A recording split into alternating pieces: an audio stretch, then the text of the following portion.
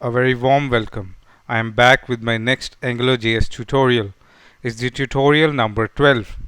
In the last AngularJS tutorial, we learned about dependency injection in AngularJS.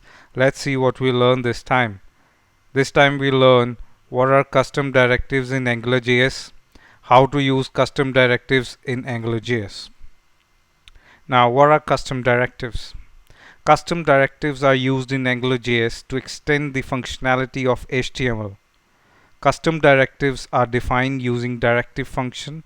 A custom directive simply replaces the element for which it is activated.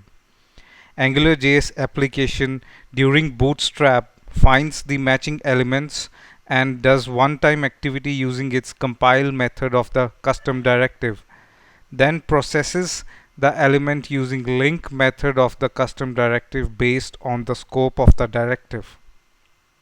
Now AngularJS provides support to create custom directives for following type of elements.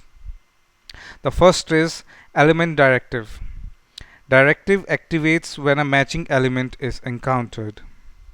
The second is attribute. Directive activates when a matching attribute is encountered. Third is CSS. Directive activates when a matching CSS style is encountered. And the last one is comment. Directive activates when a matching comment is encountered. Now let's see how we implement custom directives in code. Hi friends. So this is the code that I'll be using to explain the custom directives in AngularJS. Here you can see I have my view here within the div tag. I have defined my application ng app. The name of the app is my app. Then I have ng controller. My controller is student controller here. Here a thing you should notice is that I am using custom directives here.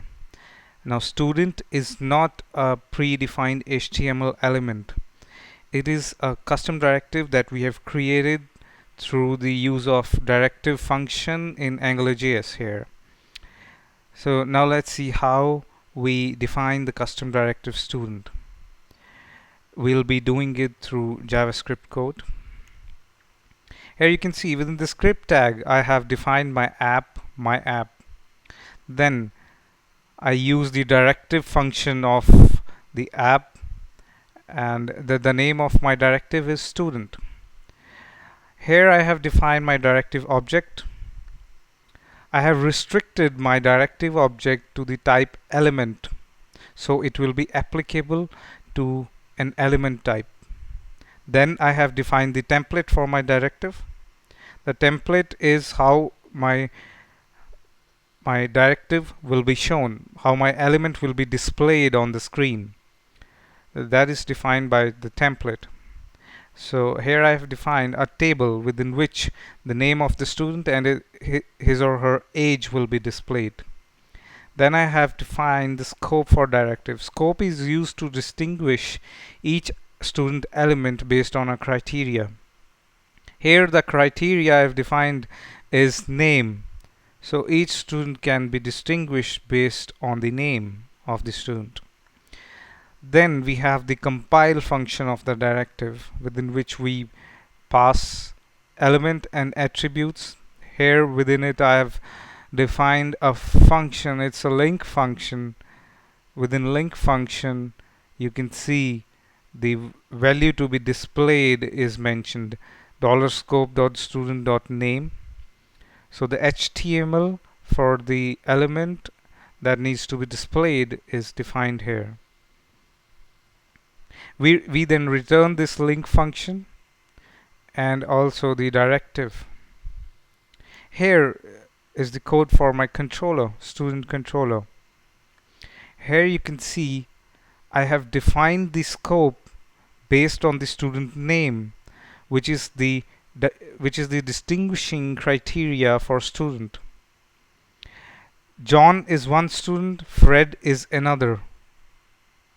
So each of the students has its own model values. John has name John Wade and his age is 28, and Fred has name Fred Dwayne and his age is 24. Now, now let's see how my view is displayed on the page. So friends, here you see how my page is displayed. A simple student element declaration is displayed in a tabular format. It's possible because we use custom directives in AngularJS. We defined a tabular format for student element through custom directives. We use directive function for it. So it's this easy to use custom directives in AngularJS and give new dimensions to our application. Thank I hope you enjoyed the tutorial. Please subscribe, like and comment. To subscribe, kindly click the red subscribe button below the video. Practice more and enjoy. Thank you.